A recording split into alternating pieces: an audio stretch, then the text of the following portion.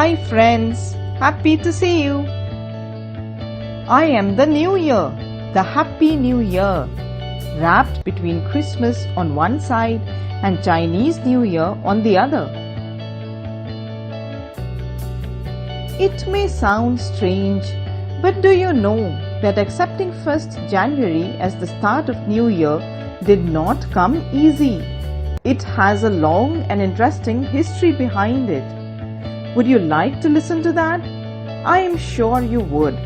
So come on, let's begin. People didn't always celebrate the New Year on 1st of January.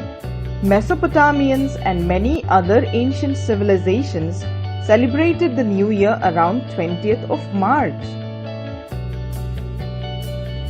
The earlier Roman or the Romulus Calendar followed the lunar calendar and had just 10 months in a year, starting from the present time month of March to December.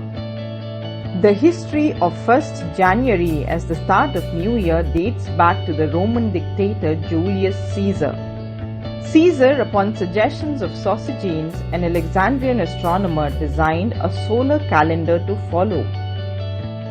The year was calculated to have 365 and 1/4 days, but the solar calendar still had some flaws. So as Julius Caesar died, the celebrations of New Year's Day on 1st January fell out of practice. Later in 1570s, Pope Gregory XIII came up with the new calendar with the help of astronomer Christopher Clavius. The Gregorian calendar, as it was called, was implemented in 1582 with the rule that only one of every 4 centennial years would be a leap year. And since then, 1st January was celebrated as the New Year's Day. Interesting, isn't it? Now come on, let's go to another interesting part. Can you name the months of the year? I am sure you can. But do you know how are these actually named? Yes, each of these months has a story of its own. So let's get started again.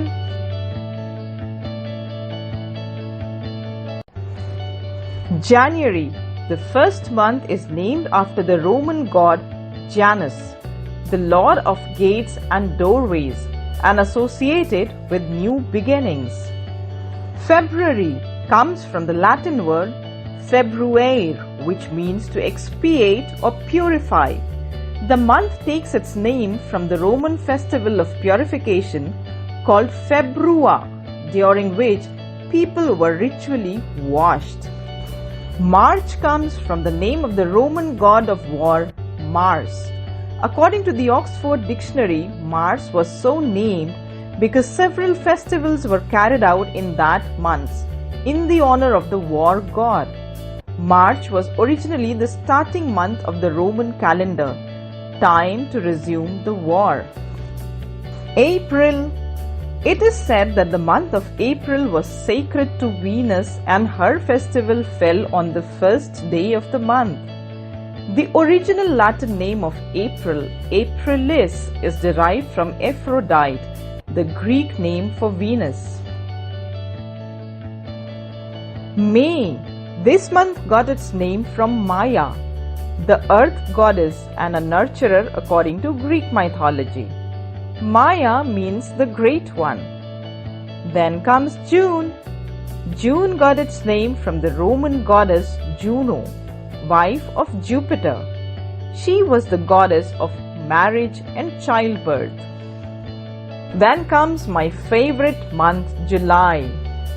July was named in honor of Julius Caesar. When Julius Caesar died, Quintilis, which was his birth month, was renamed July. August. The month of August was originally named Sextilis in Latin, since it was the 6th month in the ancient Roman calendar. The name of the month was changed to August in honor of Augustus Caesar in 8 BC. September. The month's name comes from the Latin word septem, meaning 7. In the original 10-month ancient Roman calendar, Septem came at the 7th position. October. The Latin word for 8, octo, is the origin of the name October, the 8th month in the ancient Roman calendar. November. The name November comes from the Latin word novem, meaning 9, a reference to its 9th position in the ancient Roman calendar.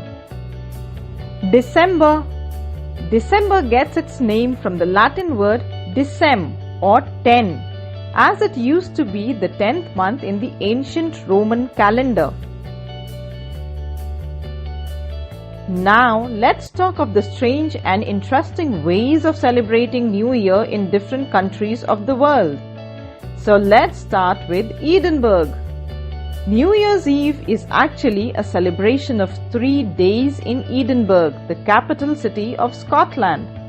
On December 30th, 8,000 revelers holding torches create a river of fire, which is accompanied by drums and pipers. It's grapes, grapes, grapes in Spain.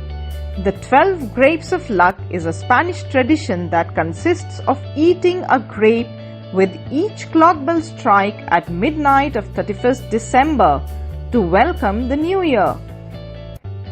Smashing plates in Denmark. Interesting, huh? In Denmark, people hold on to chipped dishes and glasses all the year just for the New Year's Eve. That night, they go around to the homes of friends and families and smash them against their front doors. The more shards you have on your doorstep the next morning, the more popular you are. Strange. Jumping 7 waves in Brazil. In the city of Rio de Janeiro, in Brazil, it is believed that jumping 7 waves will bring good luck in the coming year. Ringing bells 108 times in Japan. In Japan, the New Year's Eve is celebrated by ringing bells 108 times in Buddhist temples. This is thought to dispel negative emotions. Feasting 7, 9 or 12 times in Estonia. New Year's Eve is all about indulgence in the capital city of Tallinn in Estonia. Having 7, 9 or 12 meals in the New Year's Eve is considered luckiest, as it is believed that you would have the strength of that many men in the new year. So friends, that was all on New Year from MakeMeGenius.com. Visit your favorite website www.makemegenius.com to find your New Year truffle. We will come back soon with an interesting video on Chinese New Year. Till then, stay subscribed to our YouTube channel and the website. Happy New Year to you!